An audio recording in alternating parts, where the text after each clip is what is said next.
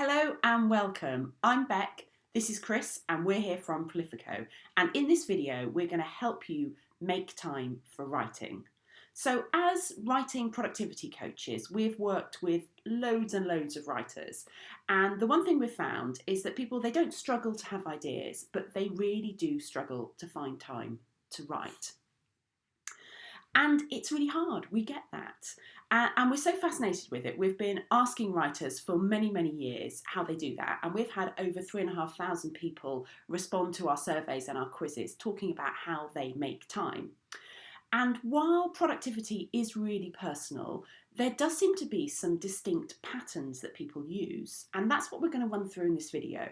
We're going to talk about the 4 approaches that people use to make time and going to encourage you to give them a go and experiment and see if they work for you.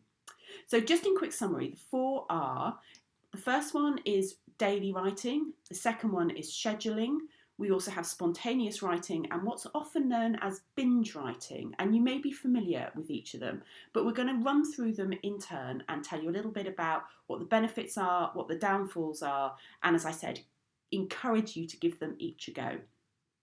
So as always, we'd love to hear what you think. So please do like, comment, share. Tell us what you've tried, what's worked, what hasn't. You know the drill. It's all down in the comment boxes below this video.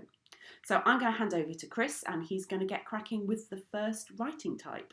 Which is daily doing or daily writing, which is quite obviously writing every day and dedicating a period of time in your day to do the writing. Daily doing is often actually thought of as being almost like the gold standard in terms of writing productivity, and it can be really, really effective. But actually, some of the research that we conducted last year into this, and Ben was talking about it before, actually showed that whilst it is really good for high levels of satisfaction, it's not necessarily great for high levels of productivity. But what it is really good for is it's like building up your writing muscles, really. Getting into the routine, getting into a habit of writing, and it's a really good method to use if you're blocked or if you're starting out writing something new, because often that's when we start getting stuck in the process. It's not always about how long you write for or about how much you write. It's more about developing a regular practice, and as I say, to get those kind of writing muscles working. But be careful, because some people do find the daily doing or daily writing approach to be a little bit monotonous, and also it's not always possible. Writing every day can be hard, so just be careful when you use that approach too. Okay, so I'm going to talk about the second approach, which is what we call time boxing. And simply that means scheduling time to write across a week or a fortnight. So you might have 2 or 3 slots in your calendar. And this is a really practical and pragmatic response to our kind of over-busy, over-scheduled lives.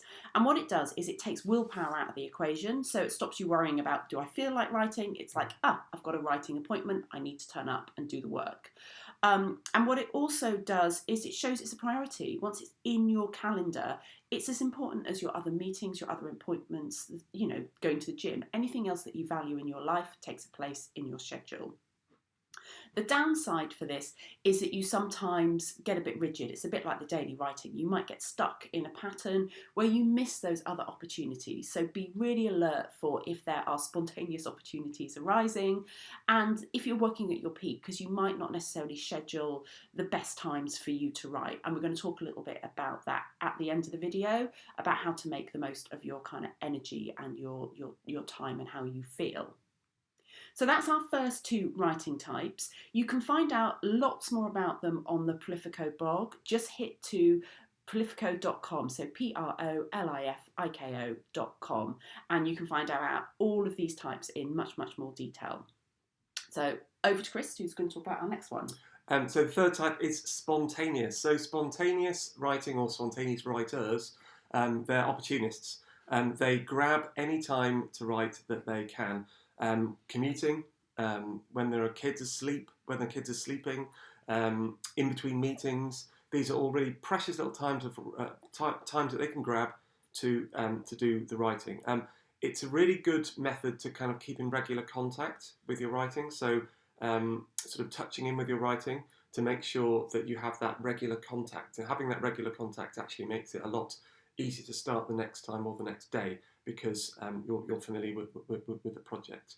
Now, spontaneous writing can be really good to keep moving forward, but some people do find it hard to concentrate in small periods of time, and achieving focus can be tough. So if you use this approach, or if you can use a spontaneous approach, I would also kind of suggest to mix it up with other types of approach, like the time boxing approach, or the approach that Bec's going to talk about next, which gives you more of a focused, deep work time. So on to method number 4. Okay, so our final and fourth method is what we're calling sort of deep work. And you might have come across this called binge writing, but there is an important difference that I'm going to get to. So in short, this writing approach means scheduling, it's often rare and infrequent, but deeper and longer writing sessions. So it's your classic writer's retreat where you might go away for a weekend or a week to do nothing but write. It's different to binge writing, which the research has shown has actually quite negative consequences in terms of mental health and actually achieving your deadlines and productivity. So binge writing is generally seen to be not a very good approach. So what we see the difference as being is about scheduling, so being really intentional about this approach. So finding time in your calendar, booking it out and being prepared. So it's not panic, it's not deadline driven, it's a scheduled approach to getting the writing done. And it can be extremely productive if you do it well.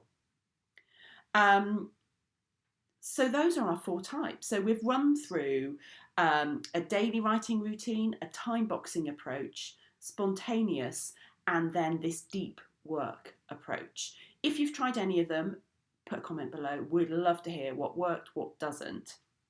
And we're just going to talk a little bit more about how you can give a go with those. The main thing that we say about these writing approaches again and again is to not remain wedded to any particular approach. These approaches to finding time, they're not fixed, they're not set in stone. As we say again and again, productivity is a very personal thing. How you find time for your project will change depending on the other multitude of things that are going on in your life, the priorities that you have, the responsibilities that you have, and indeed the way you approach your writing in terms of finding the time can actually depend on where you are in your project and the project that you have that you're writing on. It can change from the beginning to the end and the middle sections of whatever you're writing. So the main thing is not to remain wedded to an approach, and just to experiment with different approaches. And if one isn't working for you, ditch it and try another one. And also, as I said before, try using these approaches in different combinations too. Don't just stick to one if it's not working. As I say, don't just stick to the spontaneous type of writing alone. Maybe try to mix it up with another type. So just be really experimental in your approach and try different approaches and see what works. Yeah. So that's what we're going to talk about now. So we've run through the 4 approaches, and it's just giving you some kind of very quick exercises you can do to figure out what's going to work for you. So the first one I'm going to talk about is just sort of imagining the last few weeks. So what it's worth doing is a bit of a thought experiment. So looking back over the last couple of weeks and seeing when you did write, when you could have written and you didn't. What were the opportunities you missed? It's almost like if you could reimagine the last fortnight. When would you have written amongst the kind of busyness of your whole life? And that's the really important thing, is to not imagine this ideal life where you're perfectly organised and there's no childcare and work to do, but to look at the reality of your life. So just having that thought experiment looking back can be a really good starting point for that. If you want to up it, look ahead to the next couple of weeks and actually track when you do write, but also when you don't write, but you could have done. So it's just at the end of the day making a quick note of were there any gaps, were there any opportunities, did you write, how did it go? I mean, it's amazing if you're actually doing some writing because you might start to spot some patterns quite quickly. And we're big fans of tracking and reflection because having that data makes a real difference to your own understanding. There's 2 more approaches. Do you want to do them or shall I? We've talked about the traffic light method of scheduling quite a few times, but it's basically the traffic light scheduling method is all about trying to find when you can, can't, and might be able to write. So quite simply, look at the next few days in your calendar, block out the days that you definitely can't do any writing. These are your red times. And accept that you can't do any writing in those times. As we say again and again, knowing when you can't write is just as important as knowing when you can. Then look through those days again and think, are there any periods of time where I might be able to do some writing or something that contributes to my writing. These won't be ideal periods of time. They might be periods when you might have interruptions. Accept this. But you might be able to do something, some light editing or some research or something that contributes.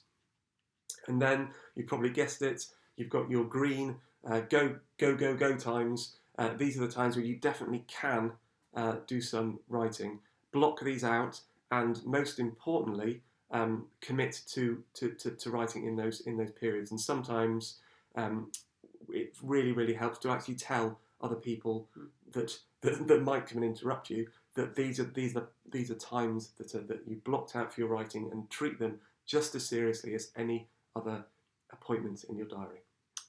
Fantastic. So finding time to write is really hard, but you can do it. So really give it a go. Have an experiment. Think about the 4 approaches and which might work in your life and a combination of them that you could try together. You might like to go for a bit of spontaneous writing with a little bit of scheduled or binge writing, that kind of deep work progress. And a combination can make a real difference to your productivity. So thank you so much for watching and listening today. I'm Bec, this is Chris. We're the co-founders of Prolifiko and we help writers become more productive, and we do that through coaching and workshops and courses. So do check us out. Check out the website prolifiko.com, sign up to the newsletter and get more practical tips from us on how you can be more productive with your writing. And as always, rate, put some comments below. We'd love to hear from you. Thank you very much for your time. Bye. Bye.